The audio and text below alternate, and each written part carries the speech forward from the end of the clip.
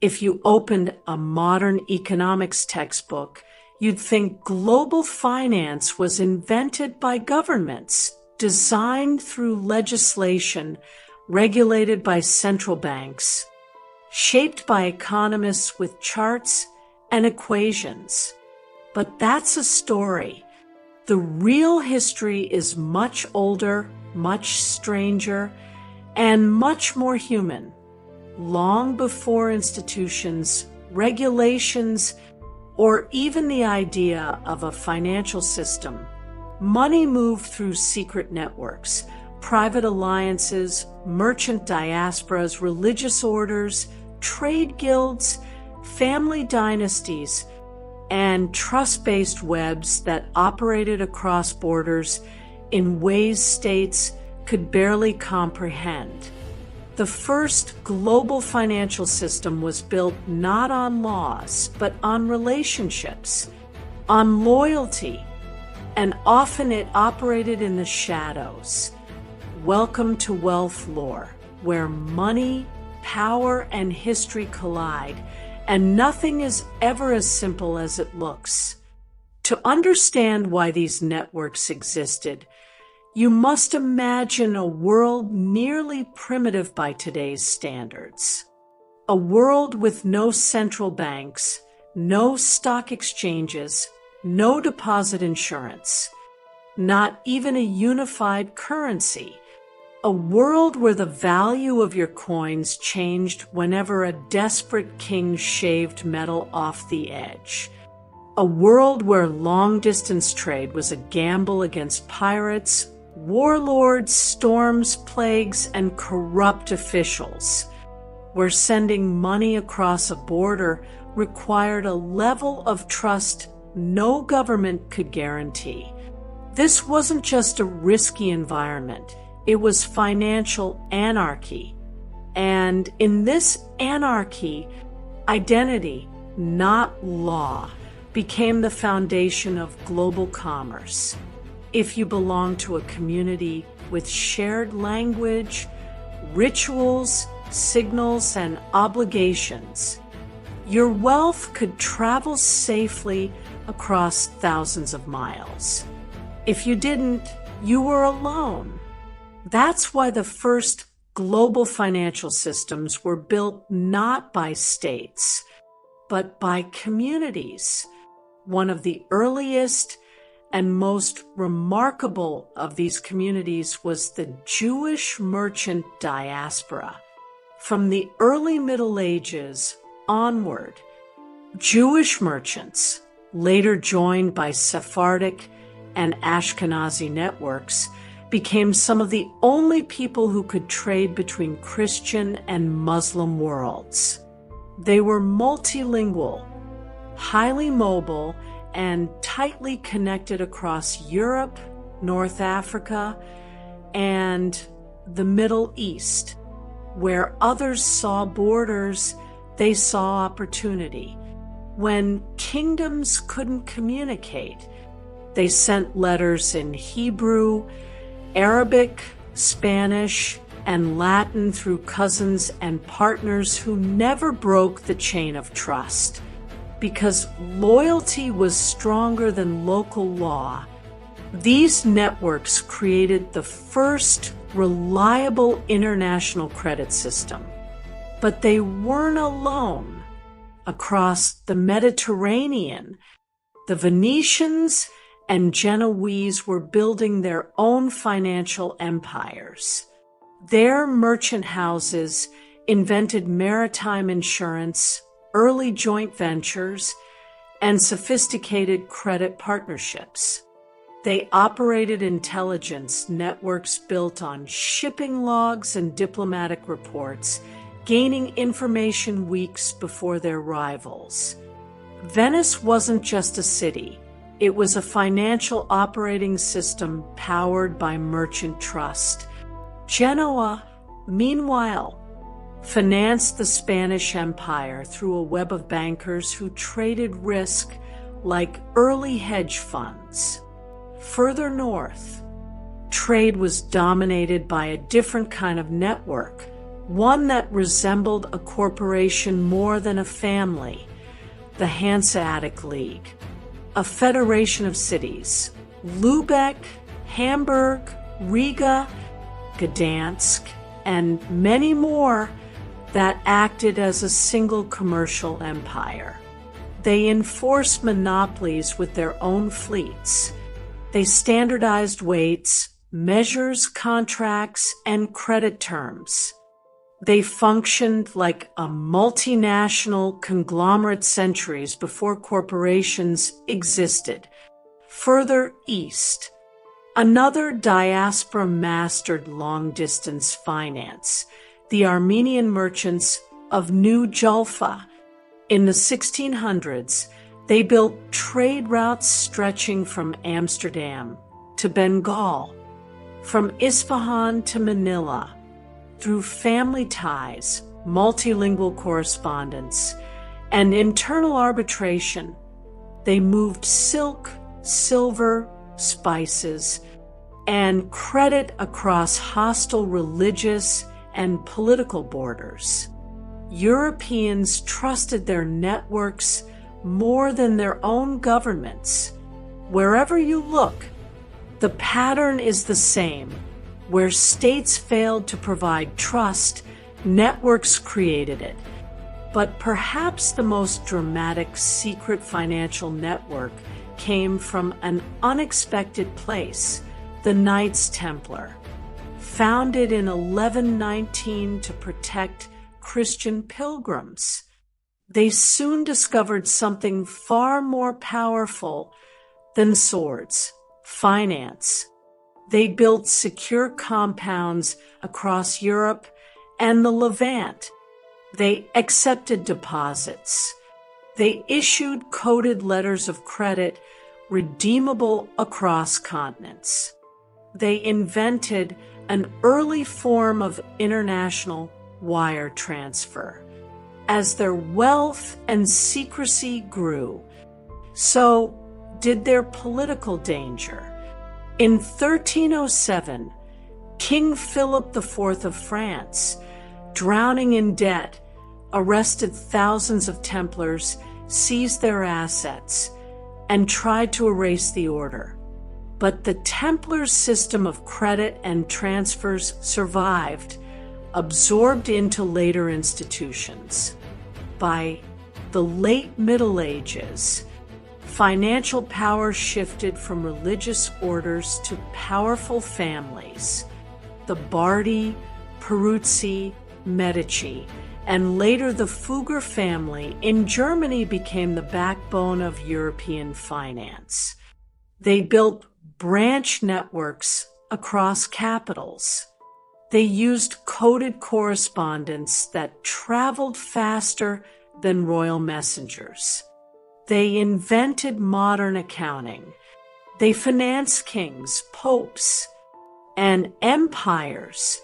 The Fuggers financed the election of Emperor Charles V, proving that private finance could determine public power.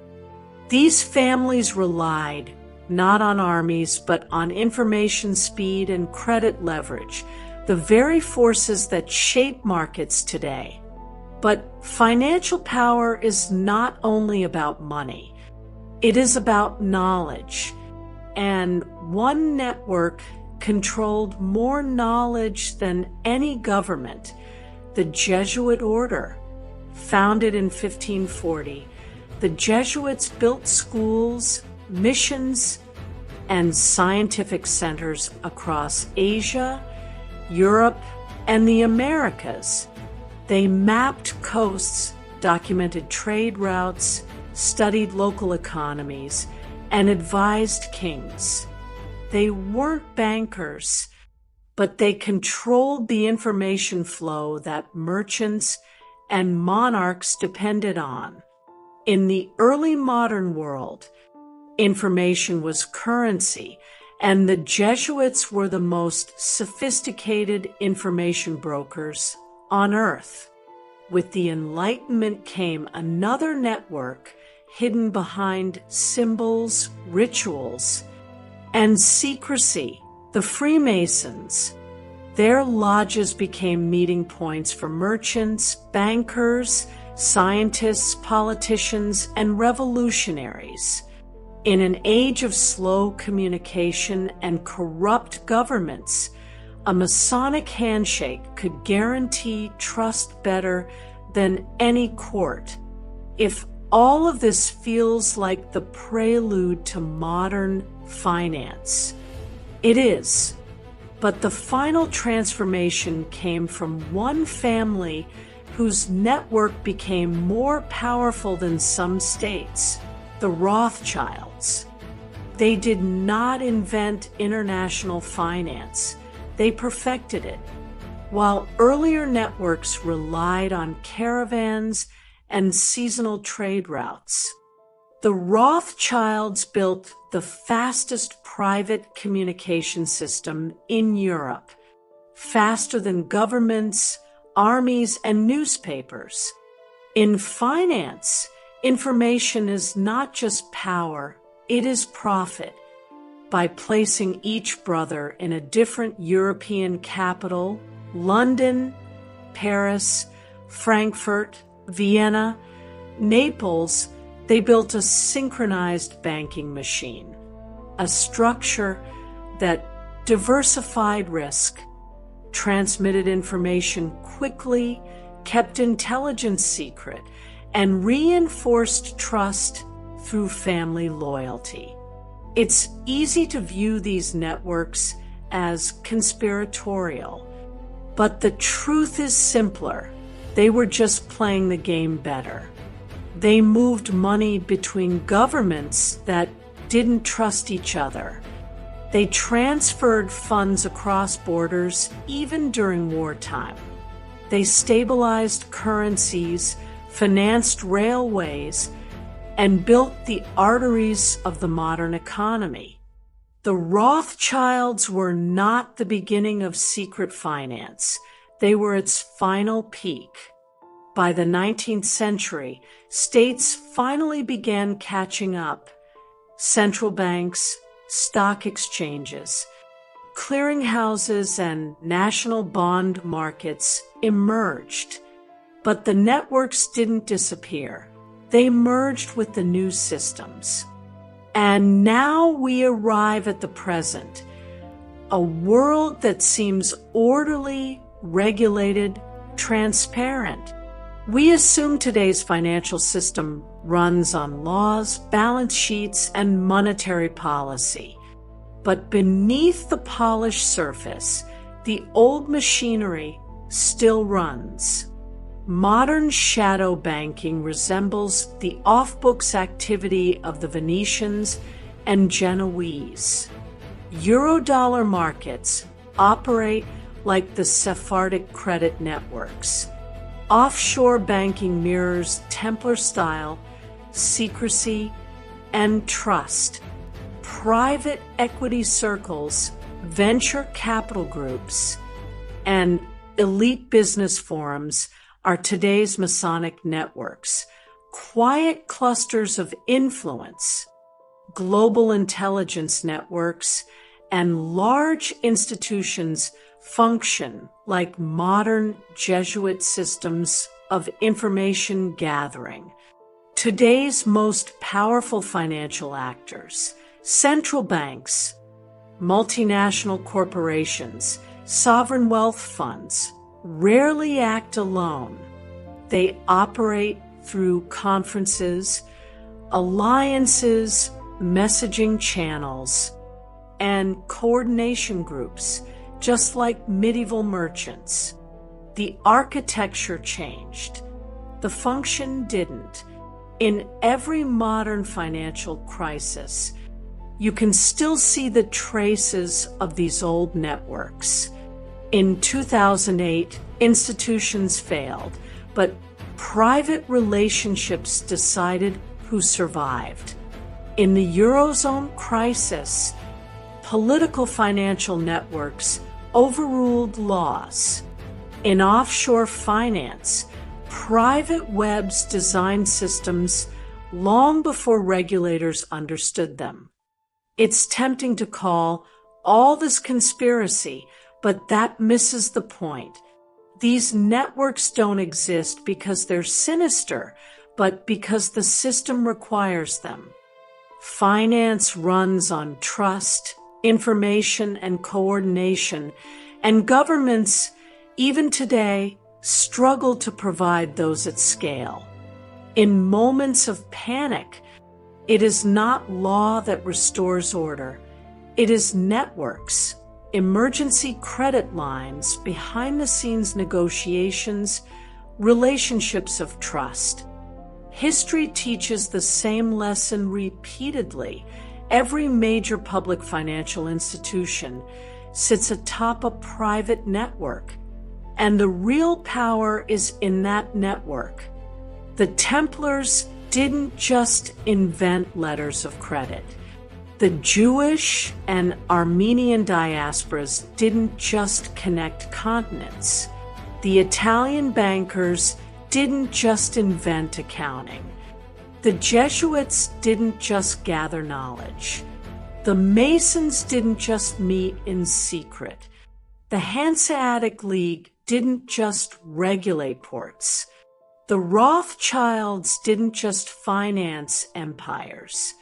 They all built the nervous system of today's global economy, a network that often moves faster than laws, faster than governments, and sometimes faster than markets themselves. And now the question returns to us. Are we truly living within institutions today, or within networks wearing institutional clothing? Because the more complex the world becomes, the more valuable trust becomes. And trust still flows through private networks long before it reaches public systems. That's why, in every financial crisis, those with access to the right networks survive, and those without pay the price. It's not fair. It's not transparent, but it's real.